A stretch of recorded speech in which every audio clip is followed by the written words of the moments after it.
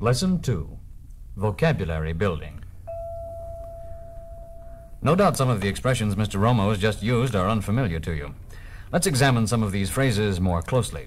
Mr. Geets Romo, your instructor, will pronounce a series of hip words and phrases. After each one, there will be a pause so that you can repeat the phrase aloud. Mr. Romo.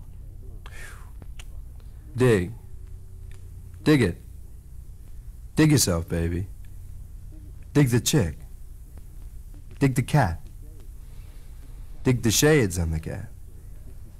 Yeah, that's where it's at. Dig. Squares. What a drag. What a bring down. Later, for that, man. Forget it. Greetings and farewells. Greetings. Hey, do you have any idea how boring this must be? Oh, what a drag. Please, Mr. Romo, just read your little list. Oh, man. Hey, what's happening, baby? What's shaking, man?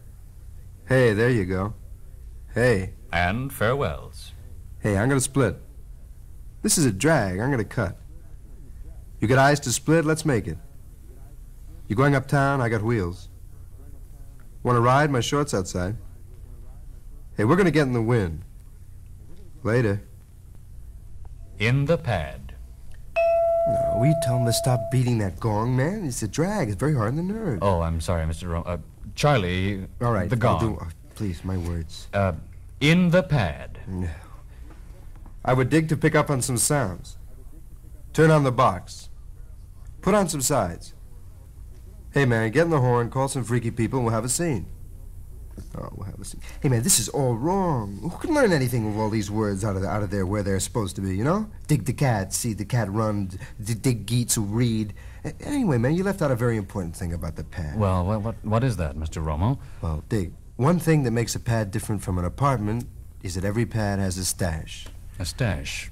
Is that anything like a bidet? Yeah, well, that would make a good stash, but... What exactly is a, Well, a stash is a secret place where you can put what you got from the man, so the man who thinks you shouldn't have it won't sneak up on the scene and take it away, you know, and you with it. Ah. Is there any other differentiating factor? Yeah, man, things.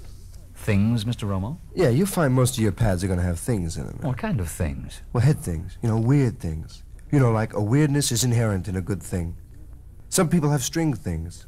Yards and yards of string going all over, or Dixie cup things, or maybe it's a box of lights that flashes at you. I don't know. I know this one cat. He has this ultraviolet ray ozone thing, you know, shoots sparks all over, and it's a gas. Some people have frogs or Mexican statues or eyes or anything that they have. That's a thing. What do you use these things for? But to get hung up on. If it doesn't hang you up, it doesn't make it as a thing. You sit there, and you dig it. And maybe you get up. And maybe you get up inside it.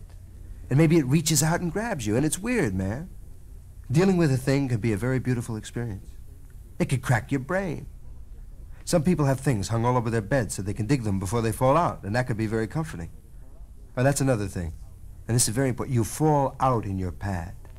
Now, it's very uncool to fall out in somebody else's pad, man. You can nod in somebody else's pad. Nod, that's like a very hip nap.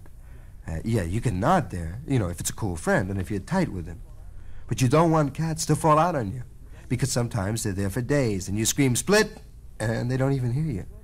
You have to keep stepping over them, and they hang up the bathroom, and it's a stone drag, believe me. It can be very dangerous to fall out someplace where you don't know the cats too well, because then you're helpless, and you're an easy victim. I know this one cat, he fell out in some freaks, you know?